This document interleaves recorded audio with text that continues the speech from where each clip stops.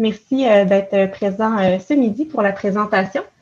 Donc, la présentation s'appelle « À la poursuite d'un équilibre entre le principe éthique de protection du bien-être et de justice ». Je vais plus précisément parler de défis qu'on a rencontrés dans une recherche avec des jeunes vivant en contexte de violence conjugale. Avant de commencer, je voulais prendre le temps de dire, comme Isabelle vient de l'expliquer, la présentation d'aujourd'hui est basée sur un chapitre de livre qui est publié dans le livre « La recherche centrée sur l'enfant ».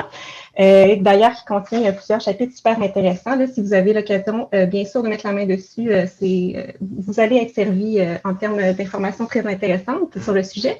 Mais je voulais prendre quelques instants aussi parce que ce midi, c'est moi qui vous fais la présentation, mais les réflexions que je vous présente sont tirées d'un chapitre que j'ai coécrit avec 4 autres personnes qui sont Chantal Lavergne, Annie Dumont, Geneviève Lessard et Sylvie Lévesque. Donc, en fait, c'est que tous les 5, on s'est impliqués dans un projet de recherche qui était dirigé par Geneviève Lessard et Chantal Lavergne et Sylvie Lévesque étaient aussi des chercheurs principaux du projet. Puis, en fait, ce qu'on a fait, puis ce que je vous présente cet après-midi, ce midi, c'est un regard rétrospectif sur le processus d'approbation éthique de ce projet de recherche-là. Donc, ce qu'on présente, c'est des constatations, des réflexions qu'on a eues qui s'inscrivent, vous allez voir, dans des questionnements qui sont très d'actualité, au sujet notamment de la reconnaissance de l'agentivité des jeunes, au sujet de la place des jeunes, la place que les jeunes ont actuellement ou quelle ils devraient avoir en recherche, au sujet de leur voix en recherche aussi.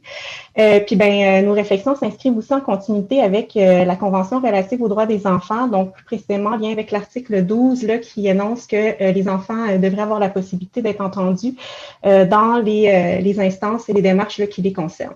Donc, je vous invite aussi tout au long de la présentation à adopter une posture là, de pratique réflexive là, sur le sujet. Nous, c'est la posture qu'on a adoptée vraiment pour réfléchir sur le sujet puis voir comment est-ce qu'on peut contribuer là, via des réflexions à améliorer éventuellement les choses là, pour favoriser un meilleur équilibre entre les différents principes éthiques là, qui nous préoccupent là, en recherche.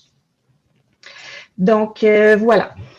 Maintenant, le plan de la présentation, je vais commencer tout d'abord par vous présenter la recherche là, à partir de laquelle nos réflexions sont basées. Ensuite, je vais vous présenter 2 principaux défis qu'on a rencontrés dans cette recherche-là en lien avec les enjeux éthiques de justice et de bien-être. Donc, le premier défi, c'est la conceptualisation des jeunes en recherche. Et le deuxième, c'est des défis liés au consentement parental. Finalement, je vais conclure la présentation en vous présentant des stratégies en fait qui peuvent être utilisées. Nous, plus précisément, on utilise des stratégies là, dans le cadre de ce projet de recherche-là. Puis au point 4, je vous présente aussi des stratégies qui émergent finalement des réflexions qu'on a eues. On s'est rendu compte aussi durant tout notre processus là, réflexif là, et de travail qu'on n'était pas les seuls à avoir rencontré ces défis-là. Donc, dans la littérature, on voit que d'autres chercheurs ont documenté ces questions-là dont je vais vous parler aujourd'hui. Puis ces personnes-là ont aussi soulevé des pistes d'action possibles là, pour améliorer les choses. Parce que concrètement, il y a des choses qu'on peut faire nous-mêmes, les équipes de recherche et les comités d'éthique, mais il y a des choses aussi qui doivent être faites, en tout cas, on croit, à plus large échelle. Donc, je vais discuter de tout ça avec vous aujourd'hui, puis il va y avoir une période de questions à la toute fin. Donc, la recherche, pour commencer. Donc, la recherche en question, c'est une recherche-action qui a été réalisée au Québec entre 2015 et 2018. C'est une recherche qui a été réalisée en fait avec des partenaires des milieux pratiques qui étaient spécialisés en violence conjugale, en santé mentale ou en consommation. Parce que nous, en fait, dans le cadre du projet de recherche, on s'intéressait aux situations où il y a de la concurrence entre la violence conjugale et des défis liés à la santé mentale ou à la consommation des parents. Donc, ça, c'est en gros le contexte de la recherche. La recherche avait aussi différents volets. Moi, aujourd'hui, je vous parle principalement d'un des 3 volets du projet de recherche, qui est un volet de recherche qualitatif, dont les objectifs principaux, c'était en fait de cerner l'expérience puis les points de vue des personnes qui vivent en contexte de concurrence entre la violence conjugale et les problèmes de santé mentale ou consommation des parents. On voulait aussi explorer les points de vue des personnes concernées en lien avec les services qu'ils reçoivent dans ce contexte-là. Donc, à savoir, est-ce qu'il y a des choses qui sont appréciées dans les services? Est-ce qu'il y a des limites qui sont soulevées? Est-ce qu'ils ont des recommandations à faire pour améliorer l'offre de services? Donc, en gros, c'était ça les objectifs qui étaient visés par ce volet-là du projet. Au niveau du recrutement, on a en fait utilisé différentes stratégies pour recruter les participants. On voulait rencontrer en fait des mères victimes de violences conjugales, qui vivaient en contexte de violence conjugale, des pères et des adolescents et adolescentes qui vivaient dans ce contexte-là.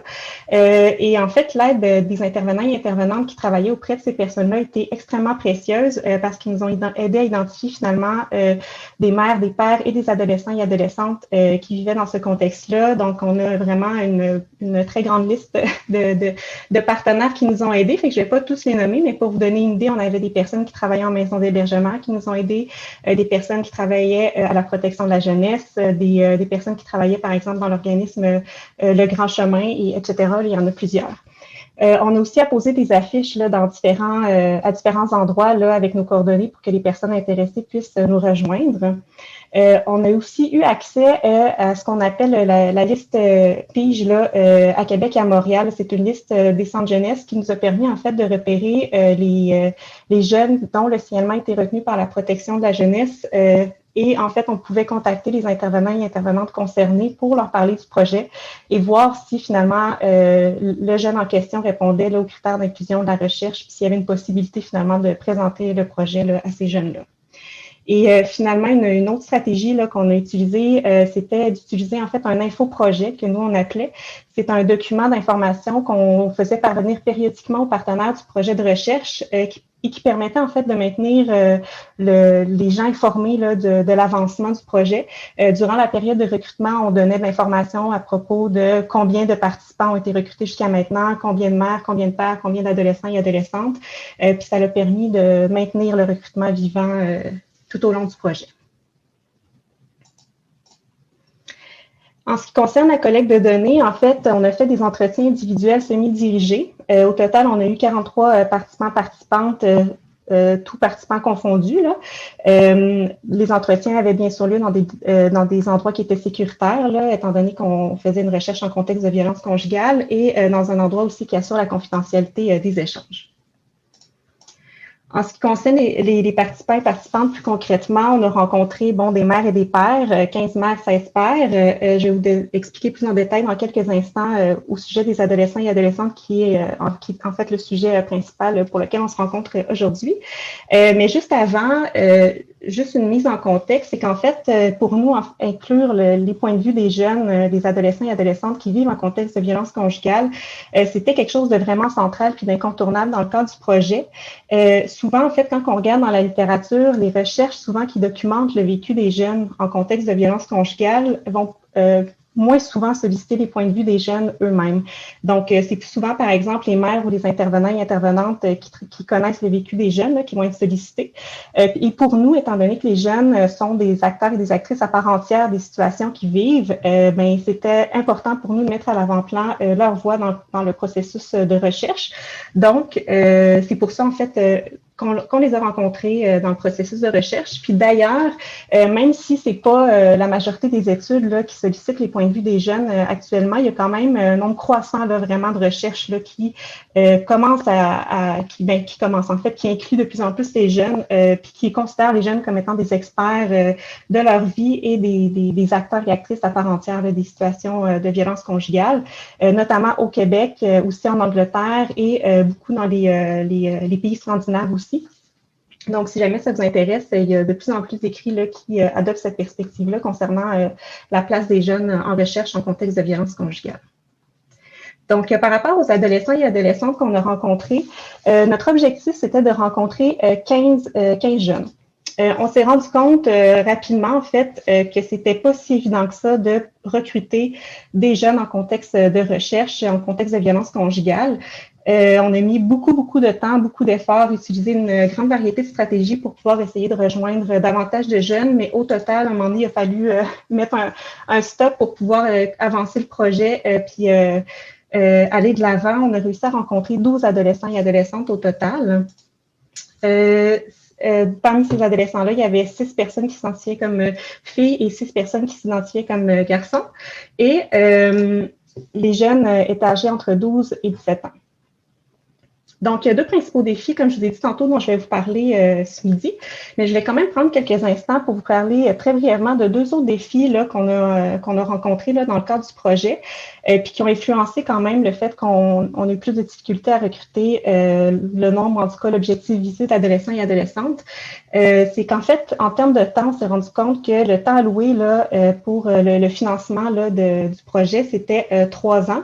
Puis on s'est rendu compte que c'était quand même court parce que en mettant la voix des jeunes à l'avant-plan dans le processus de recherche, ça a impliqué pour nous, là, la décision qu'on a prise, c'était d'utiliser un devis qualitatif. Donc, au niveau de la collecte de données, puis aussi de l'analyse des résultats, ça prend quand même beaucoup de temps. Puis on a été chanceux, on a rencontré des jeunes qui ont été très généreux en termes de temps, puis aussi de quantité d'informations qui nous ont été transmises. Donc, ça l'a, c'est sûr, influencé en termes de temps là, les possibilités. Donc, ce qui explique qu'à un moment donné, on a dû mettre un frein à la période de recrutement pour procéder à l'analyse. Toujours en lien avec le temps, ce qu'on a observé dans le cadre de la recherche, c'est que recruter des personnes d'âge mineur, ça prend beaucoup plus de temps que recruter des personnes d'âge majeur. Donc, ça, c'est un autre défi là, qu'on a rencontré. Et finalement, là, les deux principaux défis que je vais élaborer plus en détail tout à l'heure, donc des enjeux ou en tout cas des difficultés liées à la conceptualisation des jeunes en recherche et les défis liés au consentement parental. Ces deux défis-là, en fait, qui sont d'intérêt là, ce midi, on s'est aperçu là, plus spécifiquement qu'en contexte de violence conjugale, notamment, là, mais pas uniquement, là, de la littérature aussi documente là, que c'est le cas aussi dans d'autres des recherches qui portent sur d'autres sujets, là, mais c'est difficile en fait d'atteindre un équilibre entre le principe éthique de bien-être des personnes et le principe éthique de justice. Concrètement, là, en contexte de violence conjugale, c'est qu'il y a des enjeux de sécurité importants là, à tenir compte. La question de la sécurité des victimes, donc des mères et des enfants, c'est un enjeu qui est central puis qui doit vraiment orienter toutes les décisions qu'on prend dans la préparation puis durant la réalisation de la recherche. Fait concrètement, ce que ça nous a amené à faire, puis c'est aussi des questionnements que le comité d'éthique a probablement eu, c'est en fait de se questionner sur comment faire pour assurer la sécurité des jeunes et leur bien-être et en même temps valoriser leur autodétermination puis leur droit de participer à la recherche. OK. Donc, par rapport à la conceptualisation des jeunes en recherche, pour vous mettre un peu en contexte tout d'abord, je vais vous partager quelques commentaires, là, pas tous, là, mais certains des commentaires qui ont été faits par le comité d'éthique évaluateur de notre projet. Fait que ça va vous aider un peu à vous faire une idée. D'abord, le comité d'éthique, ce qu'il nous a rapporté en lien avec notre projet, c'est que les thèmes qu'on abordait dans le projet étaient sensibles, puis que le fait qu'on s'intéresse à des situations où les jeunes vivaient à la fois en contexte de violence conjugale et dans un contexte où un ou les deux parents avaient des problèmes liés à la santé mentale ou à la consommation, ça augmentait la sensibilité du projet. Donc, ce que ça a fait, c'est qu'aussi pour le comité d'éthique dans l'évaluation, ça a augmenté en fait le niveau de risque. Là. Donc, notre projet est évalué à un risque plus que minimal. Et ces préoccupations-là, pour le comité d'éthique, étaient particulièrement importantes pour les participants les plus jeunes du projet, c'est-à-dire les jeunes qui étaient âgés de 12 et 13 ans. Un autre commentaire qui nous a été fait, c'est lié à la détresse possible là, que les jeunes pouvaient vivre durant les entretiens. Donc, en fait, plus clairement, là, c'est que dans notre guide d'entrevue, on avait des questions qui visaient à mieux comprendre le vécu des jeunes en lien avec la violence conjugale et les problèmes parentaux associés. Puis, le comité d'éthique nous a aussi dit que ça se pouvait que durant les entretiens, on rencontre des jeunes qui en fait, allaient peut-être parler pour la première fois de certains aspects de leur vie qui sont plus difficiles et que d'en parler pour la première fois dans le cadre d'une recherche, ça fait potentiellement les perturber. Et finalement, un autre commentaire qui a été présenté, qui a été énoncé en fait, puis qui revient un peu à ce que j'ai dit tout à l'heure, c'est lié à la sécurité des victimes. Donc, c'était l'idée de s'assurer puis de mettre en place des mesures là, qui visent vraiment à assurer la sécurité des victimes. Donc, en fait, ces différents commentaires-là, c'est des commentaires qui ont été faits et qui visaient, en fait, les propositions associées qui ont été faites visaient à assurer le bien-être des jeunes. Donc, nous, en fait, dans le cadre du projet, là, on trouvait en fait que ces éléments-là qui ont été soulevés par le comité d'éthique, ça faisait bien du sens. Là, on trouvait aussi que les enjeux de sécurité, puis que le fait que participer à la recherche, ça peut entraîner en fait des émotions négatives, des souvenirs négatifs, ça peut effectivement est troublant pour les jeunes, puis il faut en tenir compte en fait là, dans les mesures qui sont mises en place pour assurer le bien-être des jeunes dans ce contexte-là. Voilà. Mais il y a un autre commentaire qu'on a eu aussi de la part du comité d'éthique qui est lié en fait à l'approche différenciée durant les entretiens, c'est-à-dire que ce qu'on nous a demandé, c'était d'utiliser une approche différenciée en fonction de si on rencontrait les jeunes versus si on rencontrait une mère ou un père. Et puis, cette recommandation-là, en fait, elle s'inscrit en continuité avec le principe éthique de justice, où, en fait, pour respecter le principe éthique de justice, ce qu'il faut faire, notamment, une des choses qu'il faut faire, c'est adopter un traitement différencié avec des personnes qui sont considérées comme étant vulnérables. Puis nous, c'est à la notion de la vulnérabilité, en fait, qui était identifiée, qu'on a eu quelques questionnements. Quelques réflexions aussi que je vais vous partager. Donc, ici, c'est un petit tableau synthèse là, qui explique un peu les différents axes, si on veut, sur lesquels les jeunes étaient considérés comme vulnérables dans le cadre du projet. Puis c'est d'ailleurs des choses qui sont rapportées par d'autres chercheurs là, qui travaillent avec des jeunes qui sont considérés comme étant vulnérables. Donc, le premier élément, c'est dans l'EPTC2, en fait, pour les personnes qui ne connaissent pas l'EPTC2, c'est l'énoncé de politique des 3 conseils. C'est un document, en fait, qui est utilisé là, autant par les équipes de recherche que par les comités d'éthique là, pour orienter puis encadrer le travail puis l'évaluation éthique de projet. Donc, dans ce document-là, ce qu'on indique, c'est que le stade de développement moins avancé des jeunes les rend vulnérables. Donc, les jeunes sont considérés comme étant vulnérables à cause de leur stade de développement. Ensuite, un deuxième élément lié à la vulnérabilité des jeunes, des participants en fait à notre recherche, c'est qu'en fait, la vulnérabilité des jeunes était considérée comme étant accentuée parce que les jeunes qu'on rencontrait vivaient dans un contexte de vie qui est associé à la vulnérabilité, c'est-à-dire le contexte lié à la violence conjugale et aux problèmes parentaux associés. Et finalement, le troisième élément qui est soulevé, qui est d'ailleurs pas juste avec les jeunes, c'est avec les adultes aussi là, que ça peut être rencontré, c'est qu'en fait, le simple fait de participer à une recherche peut placer les personnes qui participent aux recherches en position de vulnérabilité parce que il y a une relation de pouvoir asymétrique qui peut s'installer entre le membre de l'équipe de recherche qui rencontre la personne en entretien là, et le participant ou la participante à la recherche. Donc, ça, c'est les différents pans sur lesquels la vulnérabilité était considérée comme présente dans le cadre du projet pour les jeunes. Puis cette vulnérabilité-là était considérée comme particulièrement présente pour les plus jeunes, c'est-à-dire les jeunes de 12 et 13 ans. Nous, pour notre part, on ne nie pas du tout l'idée que les jeunes puissent être vulnérabilisés. Là, pas du tout, au contraire, là, ça fait du sens. Là. Toutefois, on était critiques, ou en tout cas, on a eu des réflexions à l'idée que les jeunes soient systématiquement et d'emblée considérés comme étant vulnérables à cause de leur stade de développement ou à cause d'un cumul de difficultés vécues, parce qu'il semblait un peu plus nécessaire peut-être, en tout cas, d'avoir une analyse complète et individualisée là, des situations qui sont vécues par chaque jeune, dans l'objectif, bien sûr, de ne pas homogénéiser là, le vécu des jeunes qui vivent en contexte, en tout cas en lien avec la recherche là, que nous faisions. Puis en général aussi, d'ailleurs.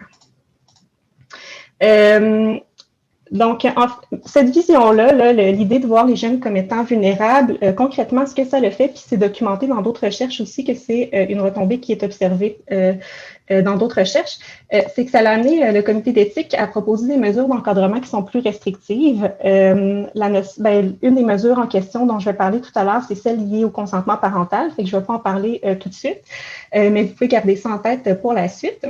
Et puis, en fait, c'est que adopter des mesures d'encadrement qui sont plus restrictives, ce que ça fait ultimement, c'est que ça peut affecter, en fait, on fait ça pour assurer le bien-être des jeunes, mais en même temps, c'est que ça peut nuire à la réponse au principe éthique de justice et en nuisant finalement à l'implication des jeunes qui souhaitent participer aux recherches. Et tout ça, ça va aussi à l'encontre de certains principes qui sont présents dans le PTC2, qui indiquent notamment que pour faire progresser le principe éthique de justice, il faut pouvoir intégrer les jeunes en recherche, puis bien sûr, il ne faut pas les exclure indûment.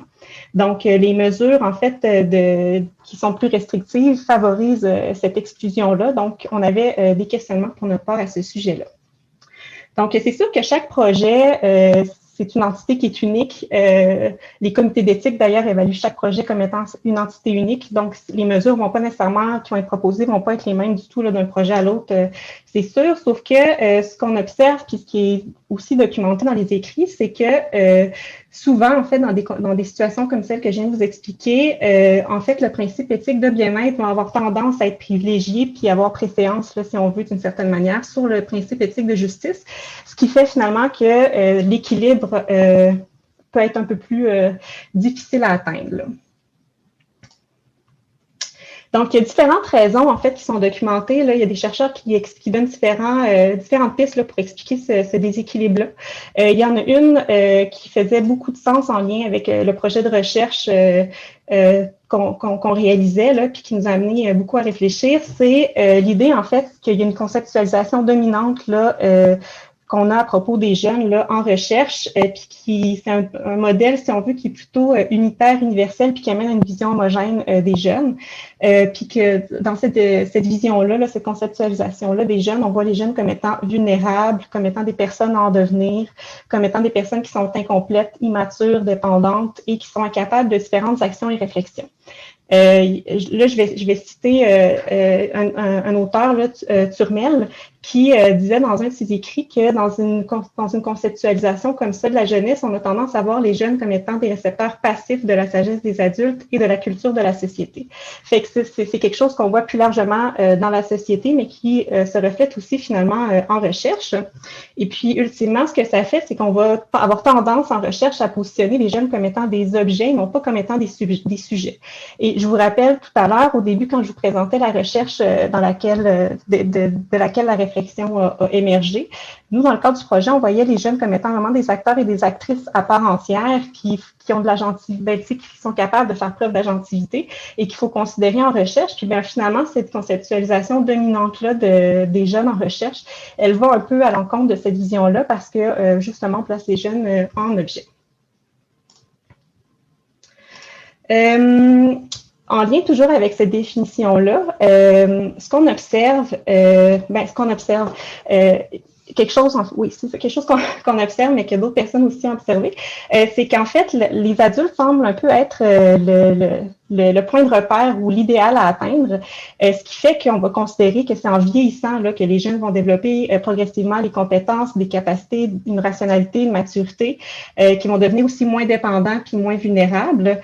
Puis que finalement, c'est au fil du développement là, que les jeunes vont être suffisamment compétents pour pouvoir avoir un droit à la parole et s'impliquer éventuellement aussi en recherche. Donc, ça, c'est des défis, en fait, qui sont liés à cette conceptualisation-là des jeunes. Puis, ben, un autre défi qui est remarqué, c'est qu'en fait, les jeunes, on va avoir souvent tendance à vouloir les protéger, ce qui est pas mal en soi du tout.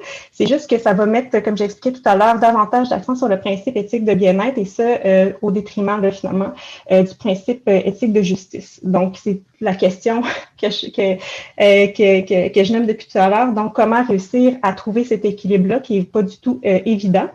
Une piste, en fait, qui est documentée aussi, puis qu'on propose là, dans le chapitre de livre notamment, c'est de changer de paradigme, en fait, au sujet de la conceptualisation des jeunes en recherche. Donc, il y a des écrits, notamment là, beaucoup en nouvelle sociologie de l'enfance, qui ont beaucoup contribué à faire évoluer là, la conceptualisation des jeunes, en général, là, au sein de la société. Puis, ben, c'est important aussi que ces changements-là qui se font tranquillement se répercutent aussi en recherche. Et dans cette conceptualisation-là, où on change de paradigme, c'est que là, on voit les jeunes comme étant des actrices et des acteurs à part entière. On voit les jeunes comme étant des personnes qui sont compétentes, qui sont capables, puis qui peuvent s'impliquer justement en recherche, dans les recherches en tout cas qu'elles et ils considèrent comme étant pertinentes pour elles et eux. Donc, ça, c'est une piste intéressante. Concrètement, ce que ça l'amènerait, ce changement de paradigme-là en recherche, c'est que ça nous amène en fait à reconnaître l'expertise des jeunes en recherche tout d'abord. Donc, par exemple, quand on travaille avec des jeunes qui vivent en contexte qui sont considérés comme étant vulnérables, mais de voir avec les jeunes, c'est quoi leur propre analyse de la situation, c'est quoi les enjeux à leur avis qui sont rencontrés, c'est quoi les défis qu'on doit considérer et d'en faire compte, puis de trouver des manières finalement de protéger les jeunes, d'assurer leur bien-être, mais tout en les incluant. Une autre répercussion concrète qui est liée à la reconnaissance de l'expertise des jeunes, c'est qu'en fait, voir les jeunes de cette manière-là, ça peut potentiellement en tout cas amener à considérer que les jeunes sont les mieux placés pour évaluer leur propre implication dans les recherches. Et finalement, en lien avec ce qui est mentionné, une information qui est mentionnée dans le PTC2, Je ne vais pas vous lire ce qui est écrit sur la diapo C, je vais vous laisser lire. Mais en gros, ce que ça veut dire, c'est que concrètement, il ne faut pas considérer finalement automatiquement que les jeunes sont vulnérables à cause de leur jeune âge. OK. Donc maintenant, par rapport au consentement parental, qui est le deuxième défi là, central qu'on aborde ce midi, c'est lié au consentement parental. En fait, la décision du comité d'éthique évaluateur de notre projet, ça a été en fait de demander un consentement parental pour tous les adolescents et adolescentes qui participaient au projet, donc les jeunes à partir de 12 ans jusqu'à 17 ans. Donc, ce que ça implique concrètement, c'est que les parents, en fait, des jeunes ou un tuteur légal prennent une décision concernant la participation de leur enfant à une recherche. Donc, c'est aux parents ou au tuteur légal, finalement, d'évaluer les avantages puis les risques associés à la participation. Cette décision-là, c'est sûr que c'est pas tous les projets de recherche là, qui vont avoir cette décision-là d'un comité d'éthique. Comme je disais tout à l'heure, chaque projet est évalué comme une entité unique et entière. Là. Par contre, on remarque aussi que dans la littérature, c'est une mesure qui est répandue puis qui est souvent demandée là, par les comités d'éthique. Puis bien sûr, c'est une mesure là, qui est mise notamment là, pour assurer le bien-être des jeunes. Donc, je vais vous expliquer un peu le contexte là, qui a mené à proposer là, cette demande-là parce que les comités d'éthique ont quand même des cadres de travail, là, puis c'est pertinent de comprendre ces cadres-là pour contextualiser là, pourquoi ces demandes-là sont faites. Donc, un des premiers éléments liés au contexte du travail des comités d'éthique, c'est que dans le PTC2, en fait, on mentionne qu'en raison du jeune âge, les jeunes sont considérés comme étant incapables d'exercer leur autonomie. Puis, dans ce sens-là, ils sont pas capables non plus, on considère qu'ils sont pas capables de participer, de décider par eux-mêmes s'ils peuvent participer à une recherche ou non. Donc, ça fait en sorte que c'est un peu un écho, si on veut, là, cette idée-là là, de la conceptualisation dominante des jeunes dont je parlais il y a quelques instants là, en recherche, qui va peut-être, dans différents cas, là, influencer les recommandations qui vont être émises en regard du consentement parental. Un autre élément, c'est lié à l'application de l'article 21 du Code civil. Donc, les comités d'éthique appliquent cet article-là. Cet article-là, ce qu'il indique, c'est que, en fait, légalement, tous les jeunes de 13 ans et moins doivent obligatoirement avoir le consentement parental pour pouvoir participer à une recherche. Donc, ça, même les comités d'éthique, il n'y a pas vraiment de marge de manœuvre. C'est la loi, puis c'est comme ça que c'est appliqué. Par contre, il y a une marge de manœuvre un peu plus à partir de 14 à 17 ans, où là, ce que l'article 21 indique, c'est que les jeunes peuvent consentir seuls dans les circonstances, en fait, où les comités d'éthique jugent que c'est adéquat, donc lorsque le projet est à risque minimal. Donc, par rapport à la notion de risque minimal, dans les écrits, on voit qu'il y a certaines réflexions, encore une fois, qui sont émises. Ça entraîne des défis, en fait, la notion de risque minimal, parce que, notamment, c'est pas défini cette notion-là dans le Code civil du Québec. C'est sûr que les comités d'éthique ont des orientations, mais en tout cas, ils peuvent avoir des orientations dans les documents de référence, mais pas toujours. Des fois, il n'y a pas nécessairement d'informations. Ce qui fait que, ultimement, l'interprétation de la notion de risque minimal va varier finalement d'un membre à l'autre, puis ça va influencer bien sûr les recommandations qui vont être émises. Un autre élément qui est documenté dans les écrits, c'est qu'en fait, pour certains membres des comités d'éthique, il semblerait que ça pourrait être plus la notion de risque zéro qui soit utilisée plutôt que la notion de risque minimal. Puis cette notion-là, l'utilisation de la notion de risque zéro, en fait, est plus difficile à atteindre là, en sciences sociales parce qu'en fait, ça impliquerait que les participants et participantes n'aient aucun malaise psychologique en lien avec leur participation à une recherche.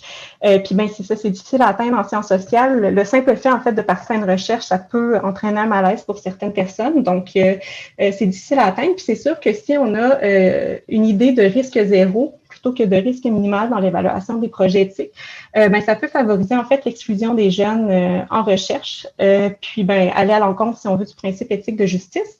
Puis d'ailleurs, cette analyse-là, elle peut être, oui, portée par les comités d'éthique, mais elle peut être portée aussi par des équipes ou des personnes qui travaillent en recherche qui vont décider de ne pas travailler avec des jeunes, par exemple, pour éviter tout risque aux jeunes, ou sinon, des fois aussi pour simplifier le processus d'approbation éthique, étant donné que ça peut être plus long, là, en tout cas, réaliser les démarches qu'on fait de la recherche avec les jeunes.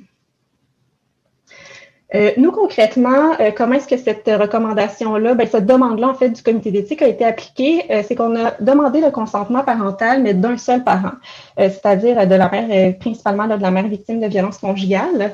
On a fait en fait, on a eu des discussions, puis cette demande-là a été faite au comité d'éthique parce qu'habituellement, c'est plus le consentement des deux parents qui peut être demandé, mais en contexte de violence conjugale, demander le consentement des deux parents, en fait, ça peut entraîner des enjeux de sécurité importants pour les victimes.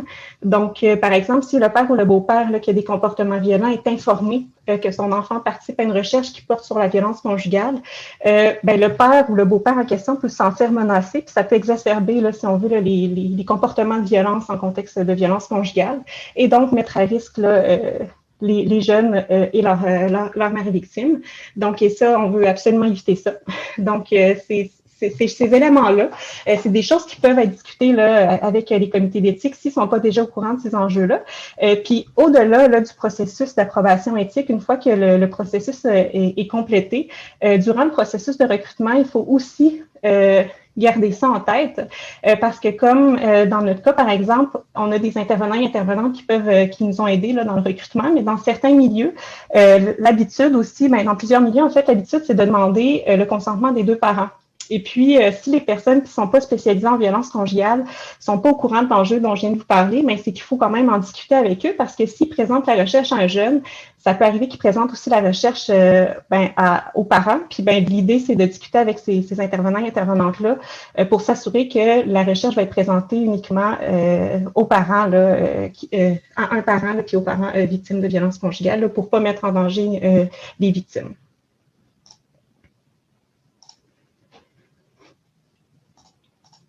Donc maintenant, il y a certains enjeux qu'on a rencontrés plus spécifiquement, là, en tout cas un enjeu central en lien avec la notion de consentement parental là, dans le cadre du projet. Cet enjeu-là, c'est en fait qu'il y a des jeunes qui étaient intéressés à participer à la recherche et qui n'ont pas pu participer à la recherche à cause du consentement parental qui était demandé. Donc, ça nuit en fait au principe éthique de justice, selon nous. Puis, ben, cette difficulté-là là, qui a été rencontrée là, pour permettre à des jeunes de s'impliquer dans la recherche, en fait, il y a différents contextes là, dans lesquels ça s'est passé. Donc, par exemple, lorsque bien sûr, lorsque le consentement parental n'est pas donné. Par contre, des fois, c'est ça qui est un peu plus touché, si on veut, là, c'est que dans certains cas, les parents n'ont pas nécessairement refusé que leur enfant participe à la recherche. Donc, par exemple, si dans certains cas, les parents étaient, le parent, principalement la mère, là, pouvait être difficile à rejoindre. Et puis, si on ne réussit pas à rejoindre la mère, on ne peut pas avoir son consentement. Nous autres, il fallait qu'on ait un consentement formel là, écrit. Donc, si le parent, on n'arrive pas à le rejoindre, mais la conséquence est la même. C'est comme si le parent ne donnait pas son consentement.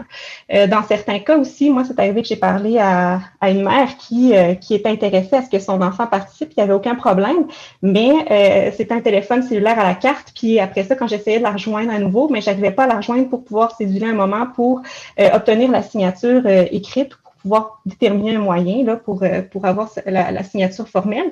Et bien, ça a fait en sorte que le jeune en question qui est intéressé à participer à la recherche n'a pas pu participer. Dans d'autres cas, c'est un refus plutôt à consentir. Donc là, c'est tout simplement que le parent refuse que son enfant participe à la recherche. On a eu d'autres cas de figure aussi, puis qui sont aussi documentés, en tout cas rapportés par d'autres chercheurs. C'est qu'en fait, le fait de demander le consentement parental, dans certains cas, ça le fait en sorte que des jeunes qui étaient intéressés à participer à la recherche ont décidé de ne pas s'impliquer simplement en sachant qu'il fallait demander, par exemple, à leur mère là, de pouvoir participer à la recherche. Donc, un exemple concret de ça, c'est qu'en fait, nous, on recrutait, comme j'expliquais tantôt, notamment dans des endroits où les jeunes avaient accès à des services en santé, services sociaux. Puis, au Québec, là, les jeunes, à partir de 14 ans, ont le droit de consentir seuls à avoir accès à des services en santé, services sociaux, donc sans en informer les parents. Mais dans ces contextes-là où les parents n'étaient pas nécessairement au courant là, du fait que leur enfant avait accès à certains services en santé et services sociaux, quand il y a des intervenants ou intervenantes leur ont parlé du projet, ben, ça impliquait qu'en demandant le consentement parental pour participer à la recherche, ben, automatiquement, les parents allaient être informés là, du suivi de leur enfant, de leur suivi psychosocial là, en santé et services sociaux. Donc là, ce que ça entraînait, c'est un bris à la confidentialité. Et ben, c'est contraire à l'éthique en recherche, en fait. Puis, ça peut compromettre, en contexte de violence conjugale, ça peut compromettre la sécurité là, des jeunes. Donc, ça entraîne finalement beaucoup de questionnements et d'enjeux, là, cette notion-là, en contexte de violence conjugale. Et concrètement, oui, parmi les questionnements que ça entraîne, c'est comment est-ce qu'on peut tenir compte de l'opinion des jeunes dans ces circonstances-là, parce que il y a différents chercheurs notamment qui disent que ben, l'autonomie, l'autodétermination puis l'agentivité des jeunes sont compromises dans ce contexte-là, particulièrement quand un parent refuse ou n'arrive pas à être rejoint là, pour donner son consentement, parce que l'opinion du parent a préséance finalement sur l'opinion des jeunes. Quand c'est le contraire, puis qu'un parent autorise son enfant à participer à une recherche, ben là, ça va être différent parce qu'il y a des mesures en place où on va demander l'assentiment du jeune à participer à la recherche. Donc, si un jeune décide qu'il ne veut pas participer à une recherche, même si son parent a donné son consentement à la participation de son enfant à la recherche, on va respecter l'opinion des jeunes et donc là, leur choix va être respecté. Versus quand les parents refusent de donner leur consentement ou ne sont pas rejoignants pour donner leur consentement, mais là, c'est un contexte très différent, puis la voix des jeunes est particulièrement mise de côté dans ce contexte-là. Donc là, je vais nous expliquer qu'en fait, la notion de consentement parental peut avoir entraîner des défis là, pour respecter le principe éthique de justice, mais on s'est aussi questionné à savoir est-ce que ça permet aussi de bien respecter le principe éthique du bien-être des jeunes.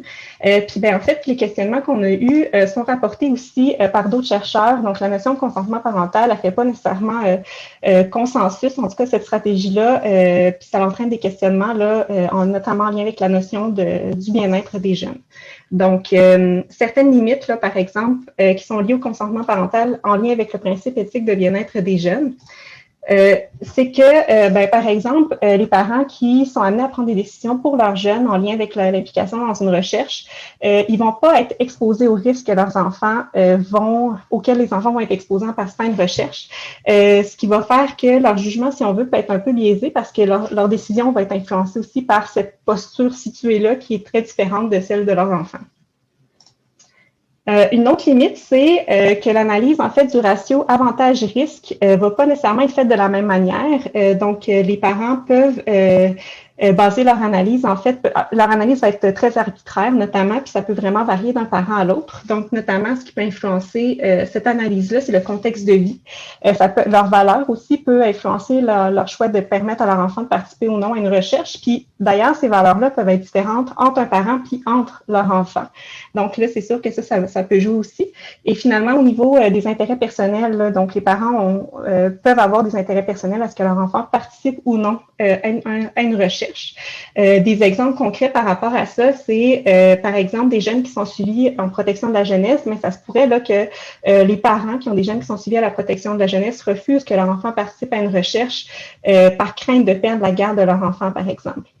Sinon, un autre cas de figure, puis celui-là, on l'a rencontré dans le cadre du projet, c'est des parents qui peut-être acceptent que leur enfant participe à la recherche parce qu'ils ont peur que leur refus à ce que leur enfant participe à la recherche, mais ça nuit finalement, par exemple, à l'offre de service ou qu'on considère qu'ils ne contribuent pas, qu'ils ne collaborent pas bien aux interventions.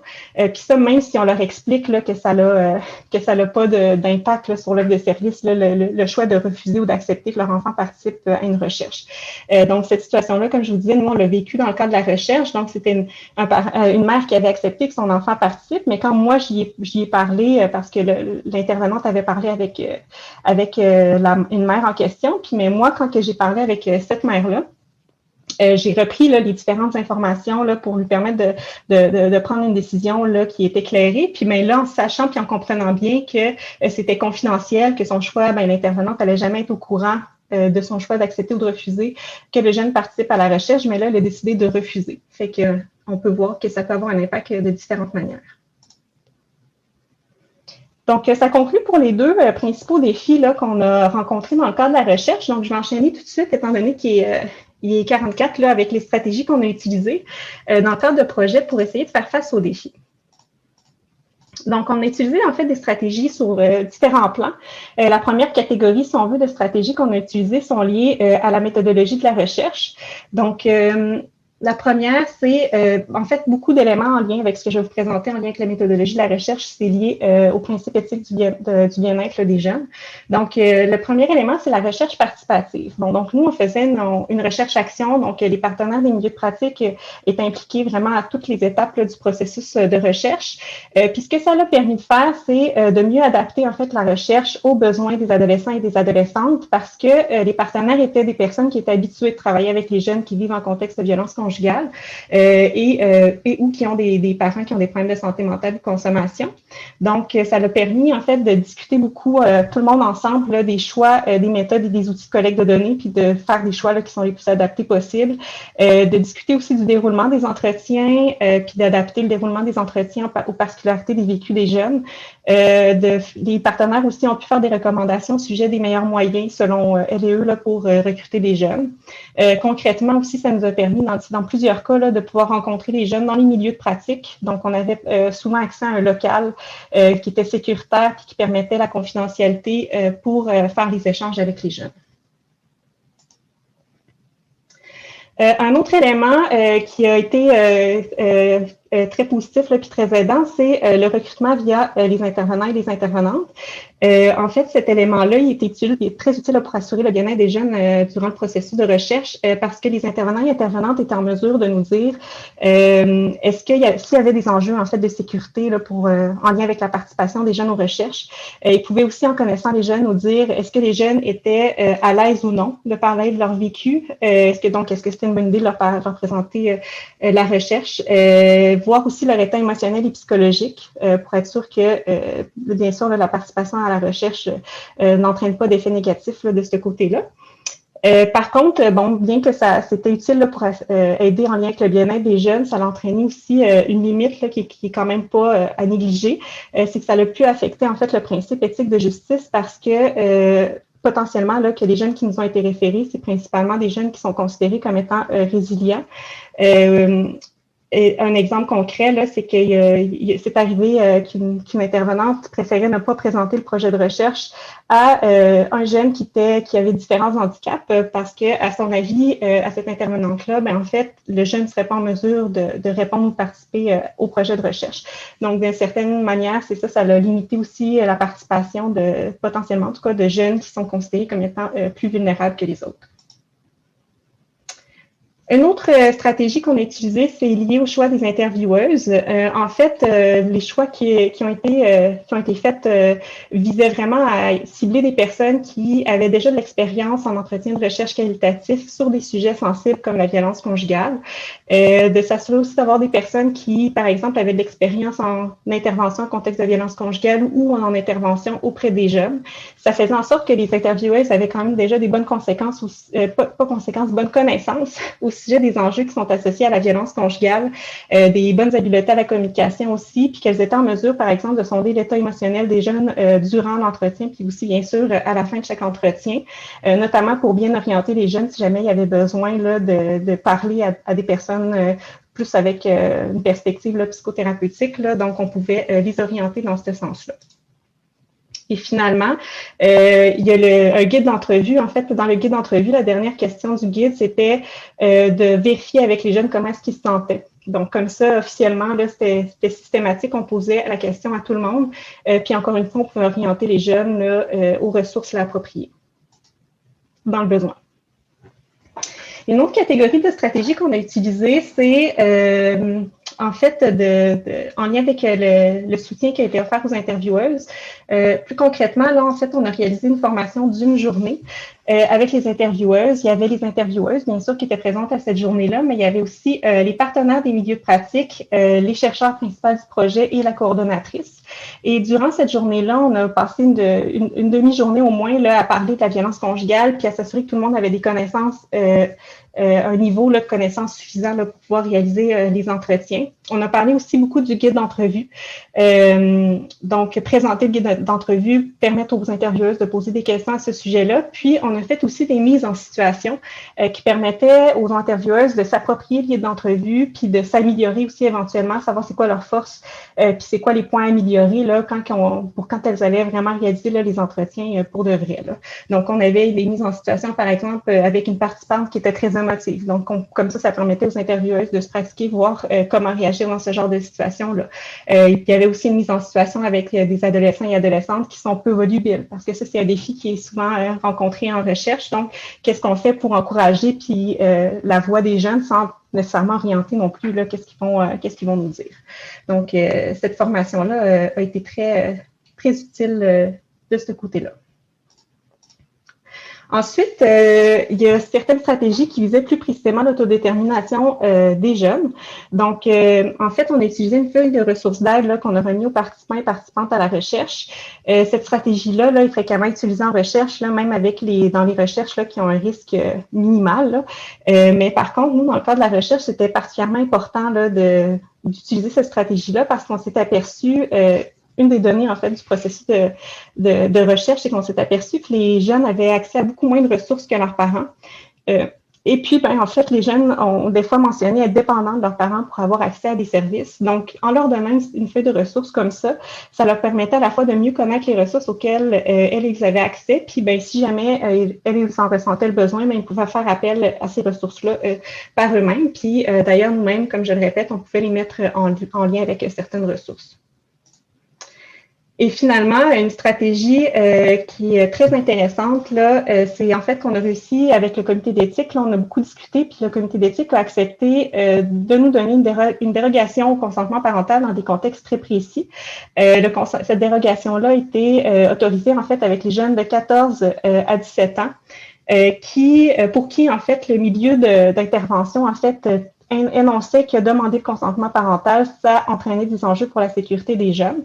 Puis là, il y a tout un processus qui a été mis en place où l'organisme au sein duquel le recrutement avait lieu écrivait une lettre avec une signature et tout, puis nous, on acheminait tout ça au comité d'éthique. Puis c'est en fait en lien avec les défis dont je vous ai parlé tantôt du consentement parental. Il y a des intervenants de différents organismes qui nous disaient que des fois, c'est ça, les parents n'étaient pas joignables, qu'il y avait des enjeux et tout ça. Puis là, ça nous a amené à entamer ces démarches-là avec le comité d'éthique. Puis d'ailleurs, on a observé que les comités d'éthique, là, de plus en plus avec le temps, là, se montrent de plus en plus ouverts là, à ce type de demande-là. Quand bien sûr, c'est bien justifié, puis quand c'est appliqué à des contextes précis. Nous, on a le processus éthique a été réalisé au début du projet, donc dans les années 2015. Mais en 2013, il y a eu un changement dans le Code civil à l'article 21 dont je vous ai parlé tantôt. Donc, c'est sûr qu'avec le temps, les procédures et tout ça, là, ça évolue là, conséquemment. Nous autres, ça venait tout juste d'avoir lieu, là, il y avait possibilité pour les jeunes de 14 à 17 ans là, de pouvoir consentir ça là, dans certaines circonstances précises. Et finalement, quelques pistes d'action possibles. Je vais, étant donné l'heure qu'il est, je vais aborder plus celles que j'ai moins abordées en profondeur tout à l'heure. Donc, les deux premières sont liées au changement de paradigme en lien avec la conceptualisation des jeunes. Un point important, c'est à notre avis, puis à l'avis aussi de d'autres personnes en recherche, c'est d'harmoniser davantage là, les lois et les règlements en lien avec les consentements des jeunes, autant en recherche que dans l'accès aux soins de santé et services sociaux, parce que là, ça peut entraîner des décalages, là, comme j'expliquais tout à l'heure, en lien avec ce qui est écrit dans le Code civil, puis ce qui est écrit dans la loi sur les services de santé et services sociaux. Donc, bien sûr, de former les chercheurs et futurs chercheurs et les comités d'éthique à la recherche avec les jeunes. De favoriser l'implication des jeunes dans les recherches, puis d'offrir des conditions, par exemple, dans les demandes de subventions et tout ça, d'offrir des conditions qui favorisent cette implication-là.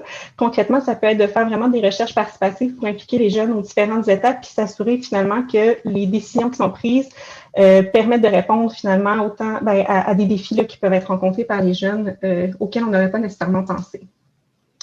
Quelque chose d'autre qui est très important, à notre avis, c'est de documenter les processus de participation des jeunes aux recherches parce que, comme je disais, il y a un nombre croissant de recherches là, qui impliquent les jeunes et qui les considèrent comme étant des acteurs et actrices à part entière en recherche.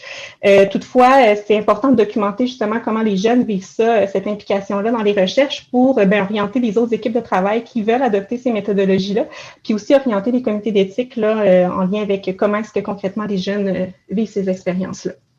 et finalement de travailler en partenariat avec les comités d'éthique. C'est important de voir les échanges avec le comité d'éthique, en tout cas les comités d'éthique comme étant un rapport dialogique et d'ailleurs, quand on s'inscrit dans ce rapport dialogique-là, il y a parfois des solutions puis des stratégies qui peuvent être identifiées qui n'avaient pas nécessairement été pensées ni par le comité d'éthique ni par l'équipe de recherche. Puis, en enrichissant les discussions, ça peut amener à cibler des choses très intéressantes qui peuvent favoriser puis aider à trouver un meilleur équilibre entre les différents principes éthiques.